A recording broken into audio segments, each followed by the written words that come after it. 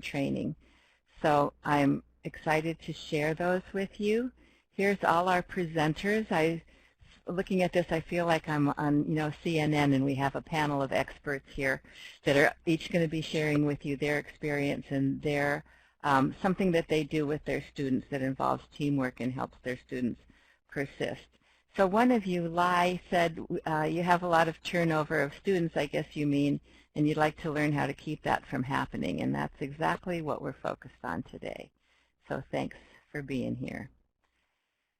So here's a definition of persistence. This is from John Cummings from the research. This is from a while ago, but their definition in their research project was adults staying in programs for as long as they can, engaging in self-directed study when they must drop out, and returning to their programs when their lives allow. So all of our students have many roles: parents, workers, community members, all kinds of things, caregivers.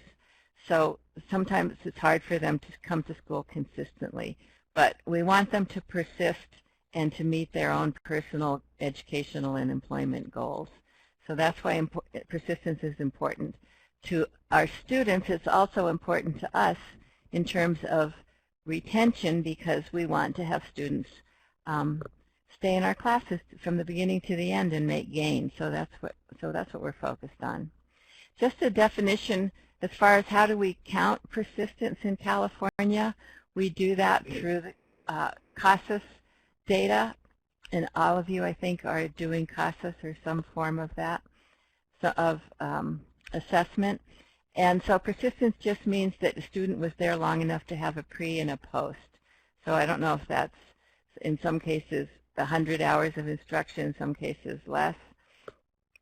But you can see here that this is older data from 1718, but you can see the average persistence, the percent of students that persist. And it's not anywhere near 100, as you can see, so we're always working on that. It's really important for learners to have goals, and the point of the goal is for them to reach their own personal goal, whether it's about education or career or something else. And we know that students with specific goals persist more than those without goals. So persistence is good for students and also good for our programs. So I'm just going to ask you for a minute to think about what is your experience with persistence in your program. Some of you already started to share that. But here's a big chat box down here under the slide. If you could just respond to any or all of these questions. Is persistence a problem in your program? Do your students come in at the beginning of the semester or the term and stay until the end? Or do you wish they would stay longer, some of them? Is there a particular time when more students drop out? And how do you know?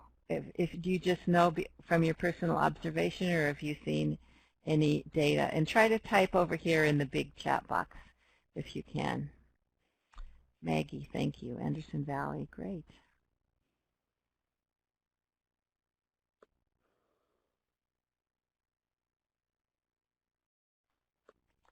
I see a lot of you typing. I'll give you a minute. I'll try to be quiet so you can actually think and type at the same time.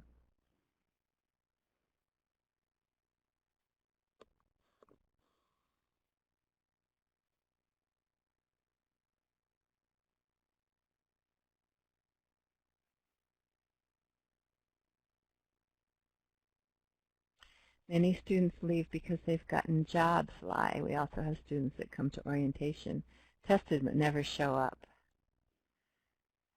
They have a lot that come for a bit and leave. It's hard to find out. It's hard to get that data about what happens.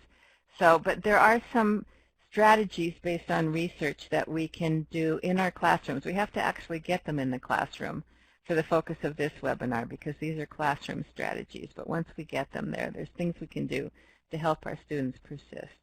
Maggie, we've had issues with persistence in ESL during the grape harvest, of course, and are willing to think outside the box. Okay, thank you. Persistence is a problem. Yes, they drop off before holiday breaks, and it takes a long time for them to come back. Holiday drop-off as well is kind of on our mind right now, isn't it? We're needing to work on persistence, who start full at the end of the semester, but some leave the country, some get a job. It's difficult to track students because their location and their contact information is constantly changing. That's true. Okay, so I will just note that nobody said persistence isn't a problem for my program. I'm just attending this so I can see what you guys are having problems with. It's pretty pervasive. It's for all of us. So, let me go back to my bigger slides.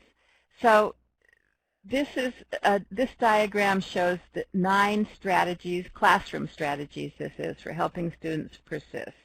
There's a lot of these, and for those of you who have WIOA funding, you can request a community of practice training with 2 face-to-face sessions on this topic that covers all of these. But for today, we're just going to focus on this one, encouraging collaboration and cooperation.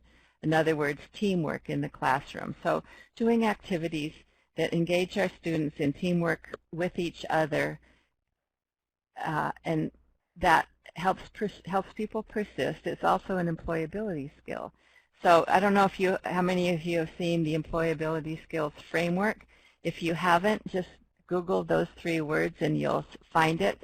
And it lists the skills, personal skills, workplace skills, and basic skills that people need to be successful on the job. And one of them, of course, is understands teamwork and works with others. So we know that a lot of work is done in teams. Most jobs, you aren't just sitting by yourself. Maybe if you're a toll taker on the freeway, you don't have to do a lot of teamwork. But even then, I'm sure there's times when you communicate with your colleagues. So it's an important skill for our students, and also a frequent reason for getting fired is not being able to work well in a team. So I did some research on what are the most common reasons for people getting fired, and here is a list of them. I'm actually going to go to make this a poll, and I'm going to have you, I'm going to make this a little longer, so hopefully you can see all that. Just look at these and check the ones that you think are related to teamwork. Some of them not so much, but which ones do you think, if this person had better teamwork skills, maybe they wouldn't be having this issue? Go ahead and mark the ones you think.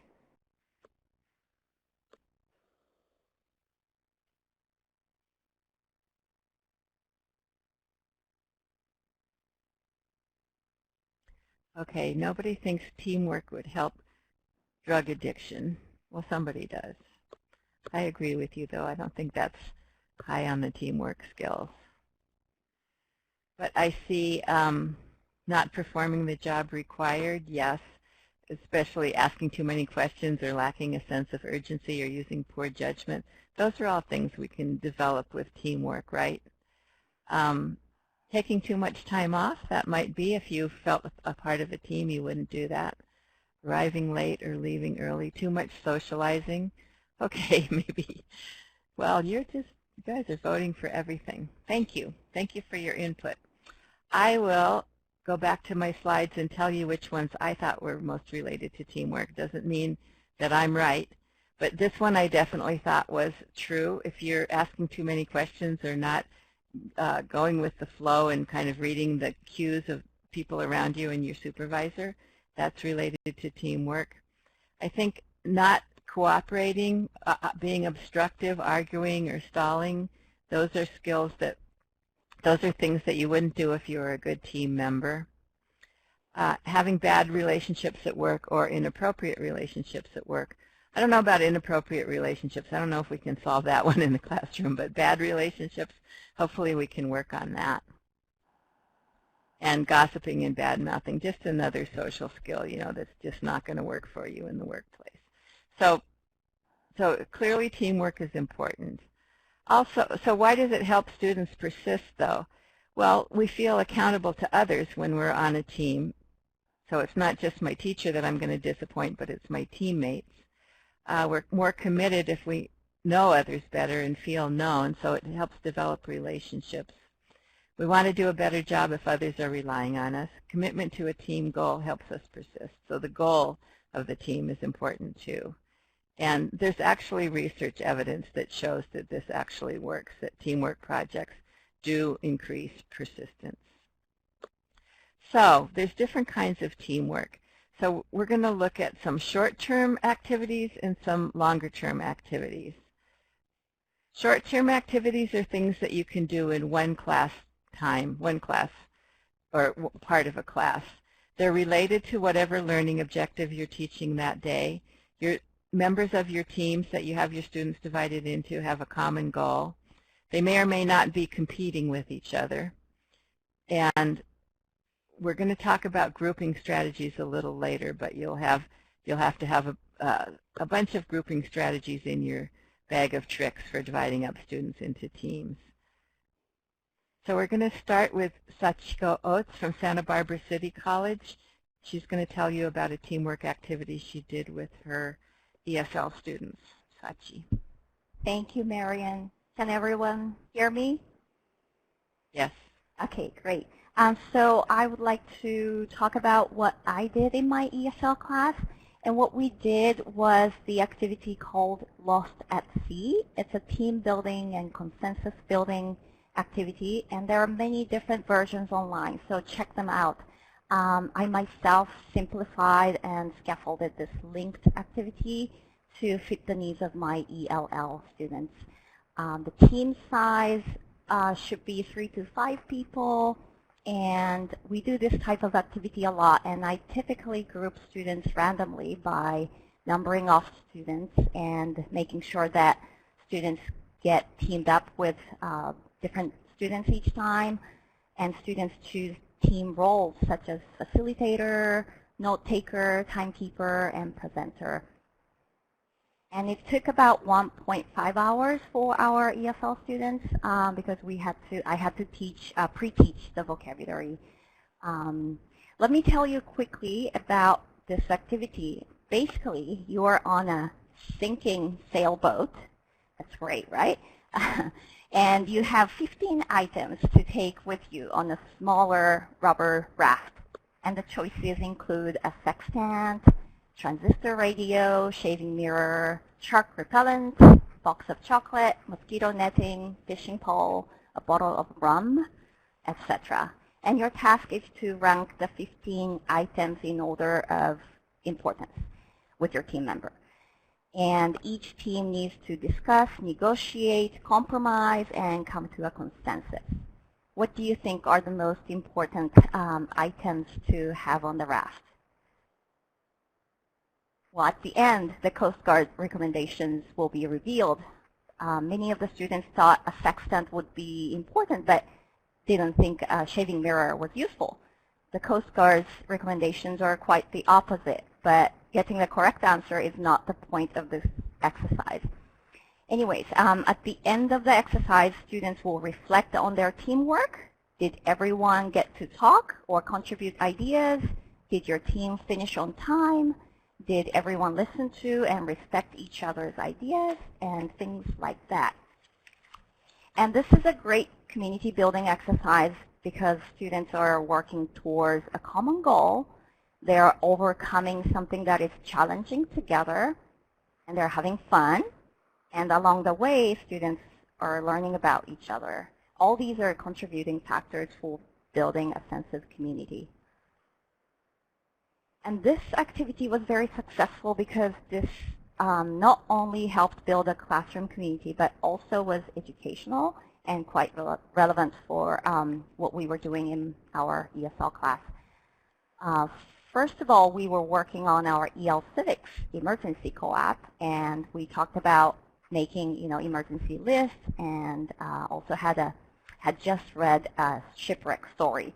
And second, students were being exposed to and practicing the language for academic discourse. This exercise provided an authentic situation to use expressions for negotiation, persuasion, and reasoning. Academic vocabulary, summarization, and presentation skills are included too. And the students have been working with a list of sentence frames for discussions throughout the session, so they were familiar with some of the phrases and sentences. Can you think of any phrases or sentence starters that can help the students in this exercise? To introduce a few, I understand what you're saying, but I think this because of that, or for summarizing and presenting, they could use we all concluded that, and also adding to somebody's ideas based on what we heard, I think this, those kind of things. And this activity also helped students practice many of the employability skills, communication, active listening, building on others' ideas, collaboration, of course, critical thinking, decision making, and creativity, leadership, facilitation skills, time management, and metacognitive skills by reflecting on their teamwork, evaluating and making improvement plans and things like that. The most difficult element for the students was time management. Everyone was so into this activity, many of the teams had to rush to complete the task. That's when I had to remind students of the phrase from their sentence frame list, we should move on, we're running out of time. They were using that. And then also another challenge they faced was to bring in quiet and introverted students into the discussion. And then I again had to point out a phrase from the sentence stem list, such as, we haven't heard from you yet. What do you think? And got you 1 minute. Okay, thank you. And there are so many variables, and it's hard to say how much this particular exercise contributed, but the overall attendance rate for my class went up from 57% to 63%. Compared to the agency average, my class had a higher attendance rate last spring. And also from student reflections, this activity seemed to have helped students engage in learning and have gotten them motivated. One of the students said he was going to change his soccer practice schedule as he didn't want to miss any English classes. That was a big deal, my class competing against soccer. And also this activity seemed to have eased anxiety around learning and fostered a sense of community. And many students said that they felt more comfortable in class after working closely with their teammates. And it also appears to have increased student self-efficacy and changed the general outlook on learning and mindset on their abilities. There were comments like they felt proud, we did it, next time I can do better, etc. And that's all I have. Thank you. Thank you. Thank you. Thank you. That was great. And another short-term activity from Carrie Marini at Folsom Cordova Adult School here in Sacramento. Carrie. Hi, thank you. In our program, we have a lot of different students who come together into this class that we call the English Success Academy. So I have students from the ESL program, HiSET, ABE, high school diploma, all in this one course that prepares them for expository reading and writing. And also it helps students prepare for reading complex and sophisticated text. So I integrated partners, small groups, which evolved into independent activities. In the activity that we have here was 3 different videos that had different points of view. And the students first individually responded to the videos as their independent project. They then came together and discussed what their input was, what they felt the videos were trying to describe, the gist of all 3 videos. At this point, they're talking together and sharing their information, and they're also harvesting information from other people. So it makes them feel confident that their information is viable and that they can also share with others and take others' ideas to help them.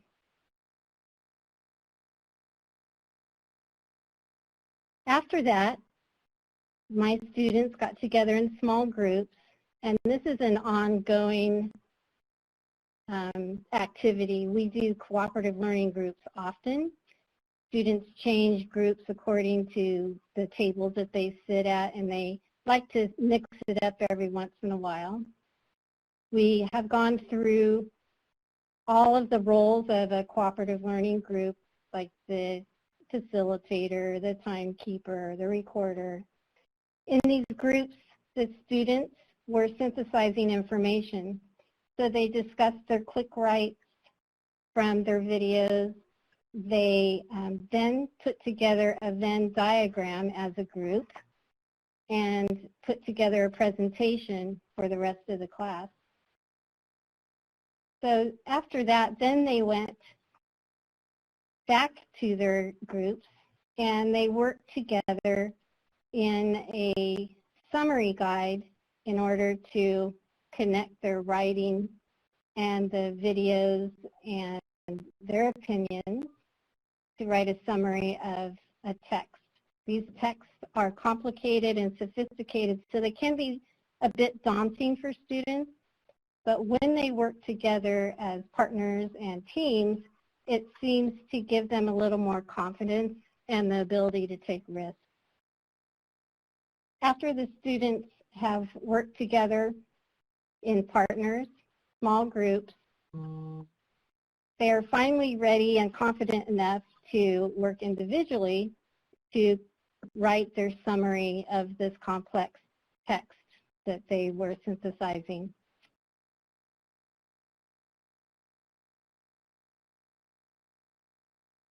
I'm a little behind here. Some of the challenges that I find when working with teams are that it's important to always define what their roles are so that each person has exactly an idea of what they need to do in their group and how that job is important to their group as a whole.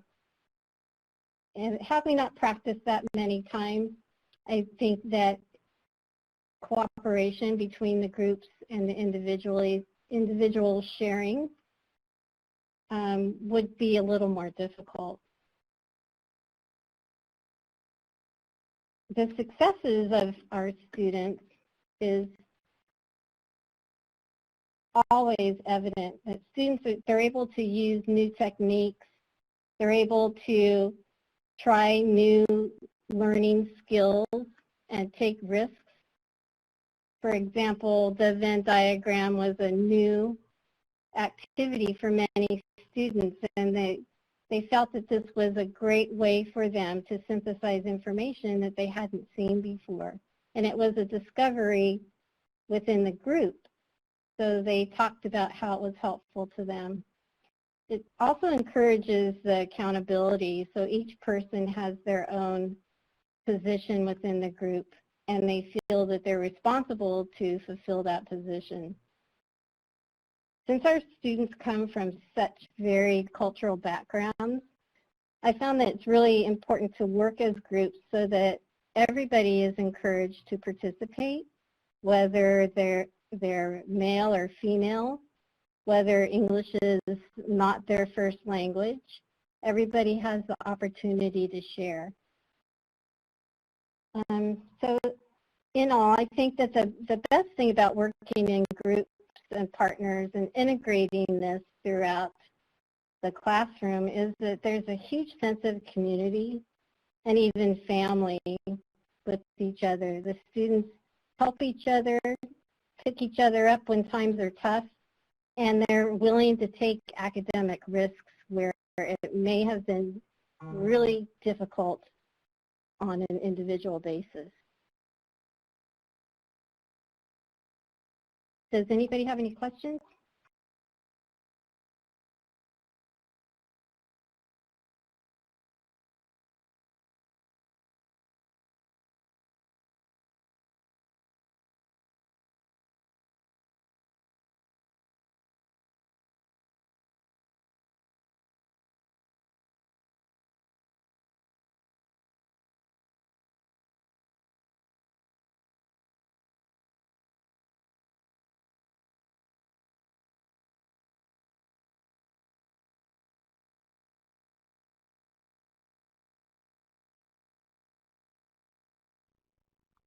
Oh, sorry, I was on mute all the time.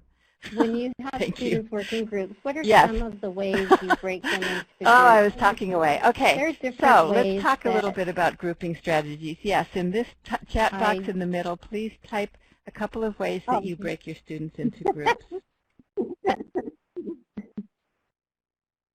Thank you for covering me.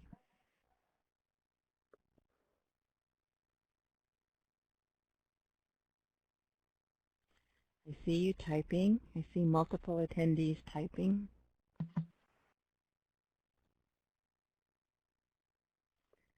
Bye, Alejandra. You have them count off, 1, 2, 3, 4, great. Or you might specifically assign individuals into groups to break up cliques and balance abilities. Yes, good point. Have a mixed ability group. Good point. Another counting off, 1, 2, 3, 4. Numbering, Taidan, thank you. And table groups, so you have students sitting at tables and they just work with the people at their table. Great. A couple more. Will, thanks. Is that Miracosta, MC Adult Education? You group them by level. Good.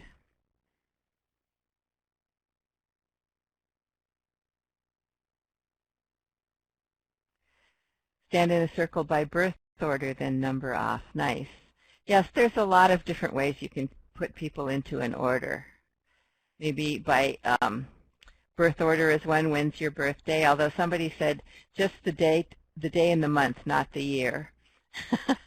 or you're saying birth order like firstborn, secondborn? Maybe you meant that. That's a good way too. Or I've seen people do from the shortest hair to the longest hair by months. Pick from a can randomly. Thanks, Carrie. Okay, I'm going to cut you off in just a second, so stop typing by different languages.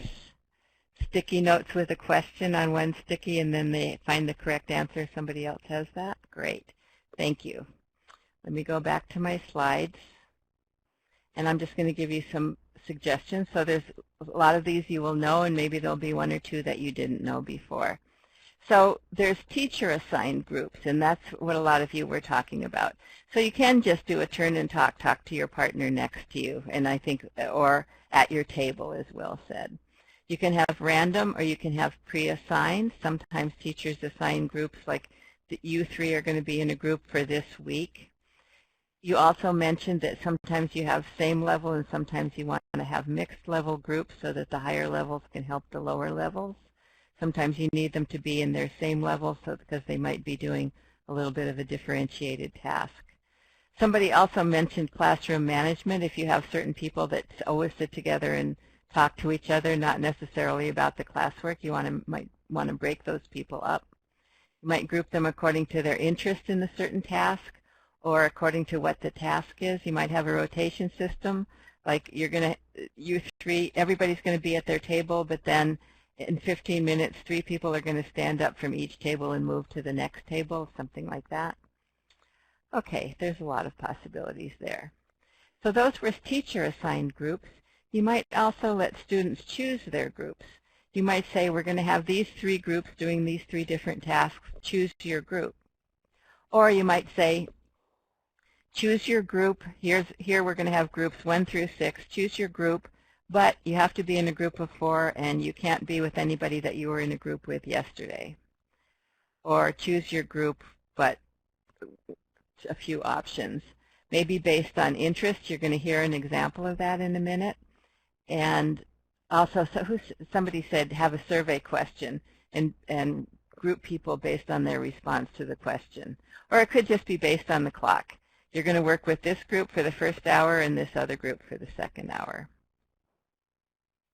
That's just a few of the myriad possibilities of grouping. And then, of course, there's random grouping. And counting off is kind of like random grouping. There's other ways to do that. Somebody said draw the names from a hat or from a can.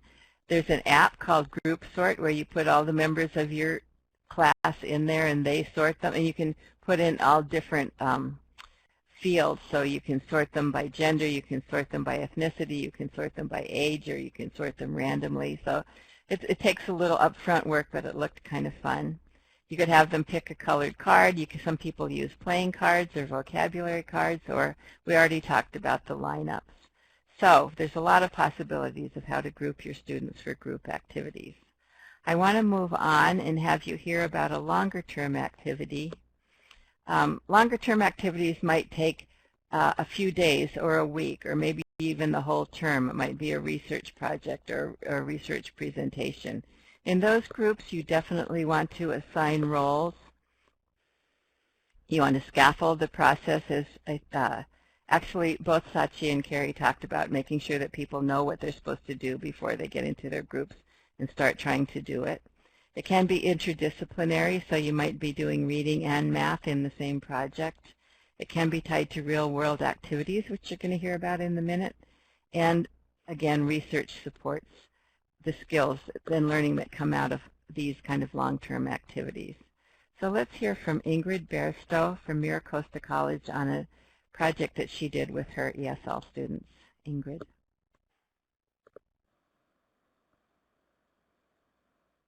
Okay. Ingrid, yes. There you go. Unmute myself. Okay. Yes.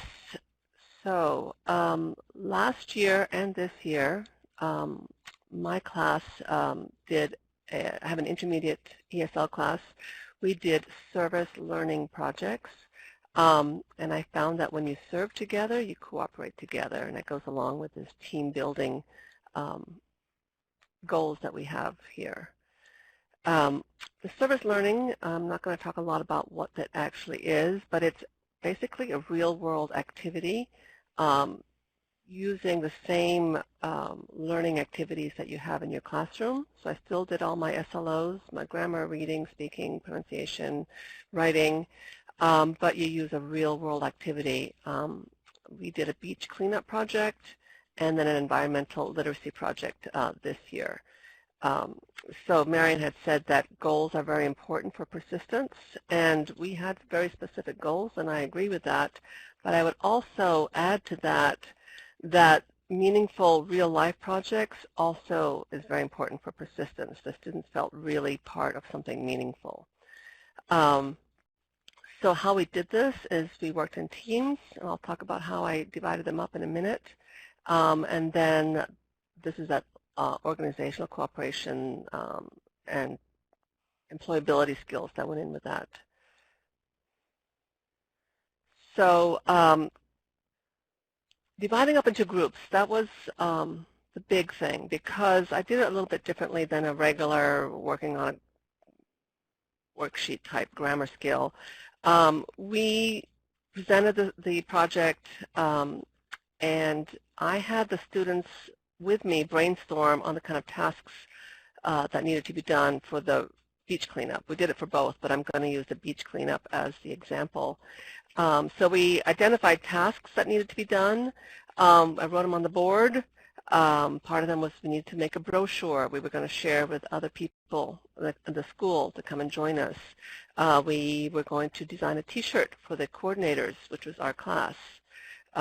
We were going to be marketing out in the lobby during the break time for sign-up sheets, and then we were also going to go and actually give a presentation about the problem with pollution in the ocean and what we were going to do about it. So there were several different tasks. I can't remember off the top of my head, about 5 different groups. Once we identified the groups and the tasks that needed to be done, I had them think about their own skills. And this is a little bit difficult for ESL students in English in a different language. But as we have all different types, some are great at computers but can't speak English. Some can speak but are not literate on the computer. So what I did is I just put on a piece of paper on the board, taped it up, the brochure team, design team, advertising, scheduling, and like map and location team. And I had the students said I needed 5 in each group, and I had them figure out where to go. They talked amongst themselves, mostly in English, and I gave them about 5 minutes to choose the group that they wanted to be in, and we call them teams. So this seems like it was a little chaotic, but it was organized chaos because the students felt the ownership and they had to discuss, and they were able to find the team that they wanted to be on, which really worked well for the rest of the term because they chose it and they had that accountability. And it's very much like real life. I mean, sometimes you get assigned to a team at work, but sometimes you also can organize your own team. What I put here is that it allowed for different strengths to be used. Like I said, the artistic students worked on the t-shirt design. Those who were better at speaking out did the outreach. Like some of the other people who presented here, I set guidelines. They weren't very strict guidelines, but I did monitor that every person had to contribute at least one thing to the team. And for service learning, they all have to write a reflection paragraph, which is where I get the qualitative response on how it went at the end. The challenges are that we are dealing with adult students, and their schedules are difficult to predict. But so not everybody was there for every meeting, and so some team leaders didn't end up finishing up the term, but we realized that was real life, and they adjusted. And so this was, again, it was like a real life situation that sometimes you don't get exactly what you organized at the beginning. Like I said, teams were fluid because of attendance. That was probably the biggest challenge. The second challenge is that, like I said, especially when creating the groups, there's a little bit of controlled chaos, and students are a little bit confused at what to do. They're not sitting at their desks and listening to a lecture, or even in groups, and you're giving them something to do. They were deciding what to do with my mentoring, checking in on them. But once they, that's my success story. Let me go to the next slide. The success was the confidence and the enthusiasm that followed this initial period of frustration. When they understood that they had the permission to create the project pretty much with certain guidelines, they had to show up at a beach cleanup. How they got there and who they brought was up to them. There's that accountability. The students blossomed, and they felt like they were part of something meaningful and real, not only contributing to their community, but also to the world. Ocean pollution is a big thing. That was a huge success. The natural leaders, natural organizers, maybe they didn't even know they were leaders or organizers, but as they were working together, you could see who was saying, no, we needed to do it this way, that kind of thing. 1 minute, Ingrid. Okay, and I'll finish off with the last success. This I will definitely try to have some more quantitative real data.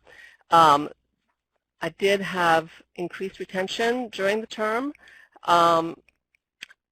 and their assessment scores, we do have the CASAs, and I noticed that the scores jump every time I do a service learning project, and I think it must be with the confidence and working in a meaningful area. So we also did EL Civics. I didn't put that in there. So there's a lot of things that going on here that we are able to do just with teamwork, and doesn't have to be sitting in a regular desk. Thank you so much. That's such a fun example, and an example of a long-term project. Okay, we're going to move on now to Integrated Education and Training, IET. So I just want to take a quick poll so that I understand what's your familiarity with IET. So would you just vote here? There's 29 of you. So just, have you ever heard of it before? Are you aware of it but you don't know too much? You know about it but you haven't really done it, or you're working in an IET program now, or you have in the past?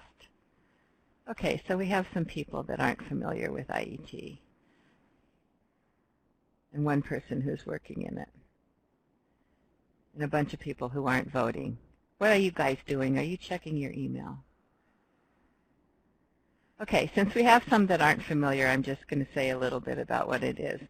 Integrated Education and Training is basic skills and a technical skills teacher planning their lessons and working together.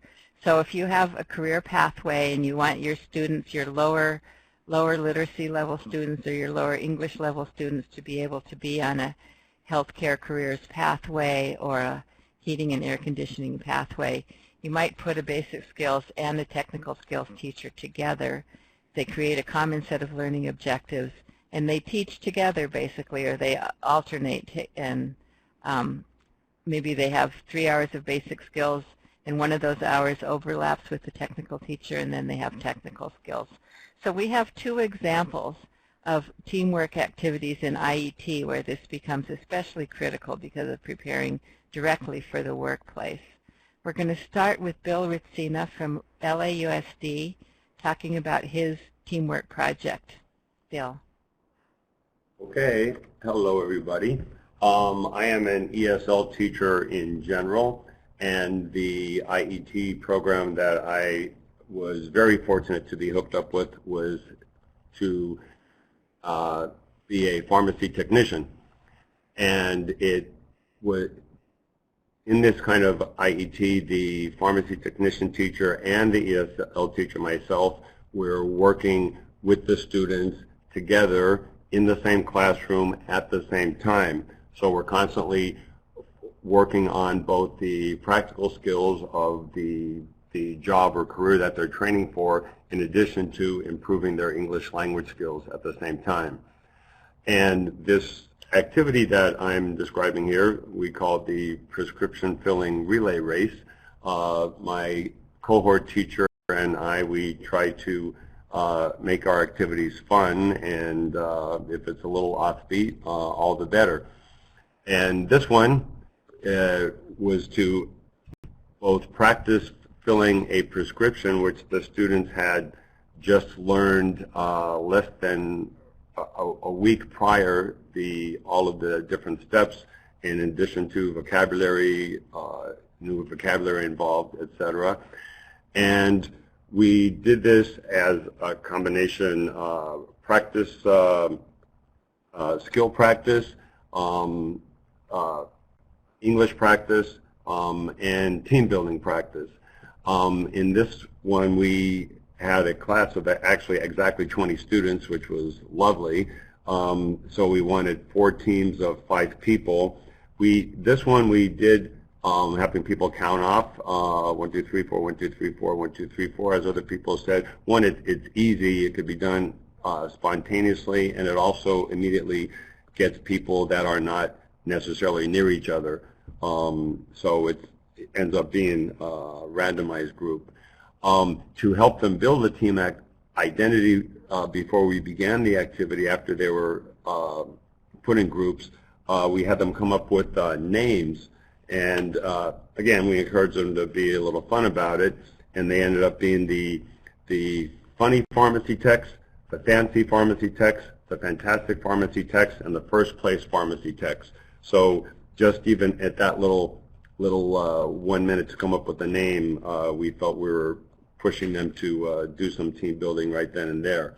So we explained the task that they had to do is line up 2 at a time alongside the table, put on the lab coat, run to the filling station, read and fill the prescription, take it to the out window, and then take off the lab coat, and then continue on for the next player. The team can help them take on or put on and take off the lab coat. The way everybody's involved at the same time, not just the student who is filling the prescription. Everybody is actively engaged by shouting out encouragement, such as like, you can do it, faster, faster, etc.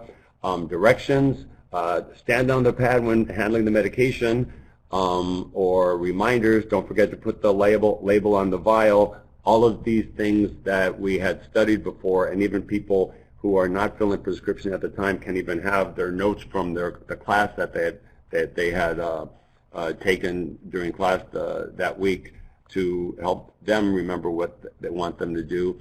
So it was definitely fun, and looking at the challenges and successes, it was definitely frenetic, as I think you might be able to imagine. Students get very competitive, they get forgetful when they're trying to do something in a hurry, so that created also quote-unquote stressful conditions of a busy pharmacy setting. But we didn't view that as a negative. We saw that as just energizing, fun, and again, afterward we can always debrief and talk about like what things were most people forgetting, what things were people doing well and easy, etc. A challenge, the student was not allowed to pass on the lab coat till the next team member until their task was done correctly, so you don't want them to get sent back to say you forgot to put the label on the vial. Moving into successes, it was definitely fun and purposeful and learningful, and everyone is simultaneously engaged, which I can't hope for anything better than that in most of my teaching. 1 minute, Bill. Everyone is very focused. Okay, everyone's very focused on their actions. They're focused on the actions of the teammate, and they're all vested in people succeeding. And talking about the group pride, since it's so fun, they talk about it and tell the people who were absent. One thing I noticed spilling over into other days, people feel closer and more willing to go out of their comfort zone, share personal info, and take risks that way. And one thing that I really like, I take pictures and mini videos throughout the activity, and I share them with students that afternoon or that evening on Remind. So just kind of to remind them what they did so they can have some memories, and then also show it to their family, especially if they're parents. Look what Mommy did in class today, being role models also for their children. And that is one way that they can have a visual reminder of the whole activity and their sense of teamwork and team building thereafter. Thank you, Bill. Thank you. That's a great activity. It sounds like a lot of fun and reinforcing a lot of the concepts that they're learning. And I really liked his idea of texting video snippets to the students. I never heard of that before, and I thought that was probably really motivating. We want to go on. Win-win. Yes, a win-win. We're going to go on to Carolyn McGavick from San Diego Community College District Continuing Education with a different perspective on an IET class. So Carolyn. Carolyn, unmute.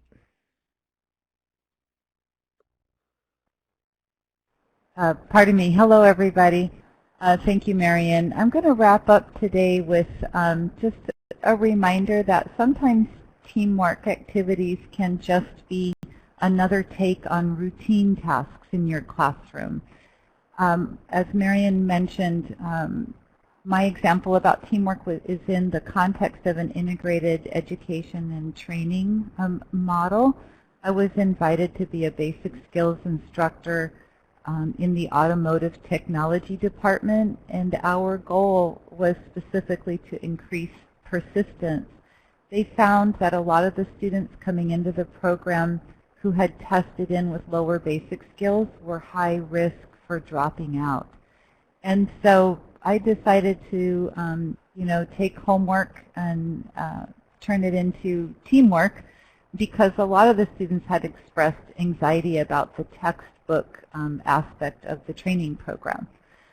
So I think you could do this with any kind of classroom activity where students are asked to look at some questions and come up with answers, rather than simply giving them time to do the assignment and then present the answers for self-check. I would encourage you to have students work as teams and build consensus about what they felt the correct answers were before ultimately giving your perspective as the instructor, so that the students can sort of take ownership of what they feel was the correct answer to whatever the assignment is. It encourages active participation for everyone to put in their idea. Students have to practice respectful disagreement. I thought the answer was A as opposed to B. Students are told that it's okay to be helpful. It's not cheating if you help your partner finish their homework. And people are also encouraged to take roles.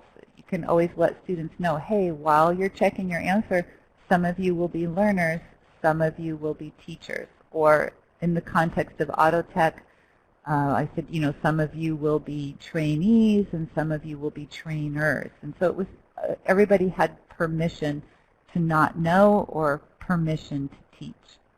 And so that's a great outcome of having your students just do typical classwork in groups. It was a great way to address anxiety that students had about textbook work, because ultimately we corrected the answers as teams and not as individuals. So everybody had a chance to work out what they knew, what they didn't know together as a group.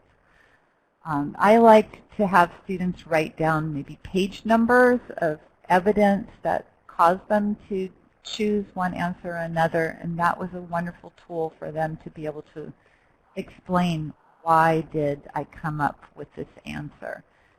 One benefit of having the students work in teams and talk about what they think the correct answer is that one student might have found evidence in a text, one student might have found evidence in an illustration, and another might have found evidence in the glossary, for example. You can certainly extrapolate this to whatever type of material you're using, but it was helpful for students to be able to be heard, to say, this is why I chose the answer that I chose, and they all picked up strategies from each other. I needed to do mixed ability groupings because some of the students in this class couldn't read well in English. So that was one of my challenges, to encourage my English language learners to get into the textbook and have an opportunity to hear from others about how, you know, how they interpreted the textbook. Other students had a lot of practical life experience. For example, maybe they had experience repairing automobiles, but they didn't have that paper certification, and they didn't necessarily feel like the textbook was connecting to real life. So as we worked in groups, they had a mentoring role of understanding the content, where maybe another person was a strong reader, and the student with life experience could make the textbook come to life for the strong readers, and vice versa. Students' successes are that students became very adept at working together in these mutually beneficial ways. You know, as I said, real life experience was supported by the textbook and vice versa. One minute, with the Carolyn. outcome?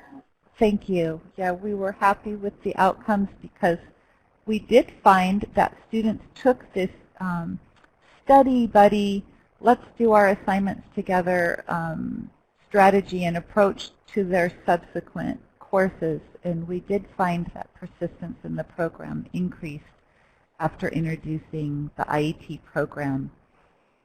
So I'm going to stop there. Okay. So just ultimately, you can do teamwork with very simple classroom tasks. Thank you. Thank you, Carolyn, and I love closing with that example because there are some very elaborate examples, but also just the simplest, most basic things that you do every day you can also do in teamwork, in teams if you wish. So we saw that teamwork strengthens instruction in a number of ways, that it supports learners to persist, that there are so many different creative ways to use it, and I wish you all the best in managing your teams like this guy is doing. So thank you very much for your attendance. And Veronica, any last words? Thank you, Marian, and thank you to all of the presenters today, as well as the participants who are still on the line with us. In closing, I would like to remind everyone that the PowerPoint for today's webinar is available for download. In addition, I'm going to post the URL of exactly where the recording as well as the PowerPoint will be located on the California Adult Education website. So please be sure to share this information with colleagues who were unable to attend today. In addition, CAP TAP have some more professional development opportunities coming up. Next week on Wednesday, November 6th, we will have Margaret Teskew with CASAS. She will be talking about assessment to instruction. So if any of you are interested in using your assessment results to inform your instruction, please be sure to register and attend this webinar. I am posting the URL of our registration page where you can check out this particular webinar that will take place next Wednesday, as well as other professional development opportunities we have throughout the end of the year. Again, thank you all very much for your participation. I'm going to close the webinar room, and when I do, the evaluation will appear. Please be sure to complete this evaluation and let the presenters know what you thought about today's webinar, as well as the content, and if there are any additional professional development or technical assistance needs you may have at this time. Thank you all very much for your participation, and have a great afternoon.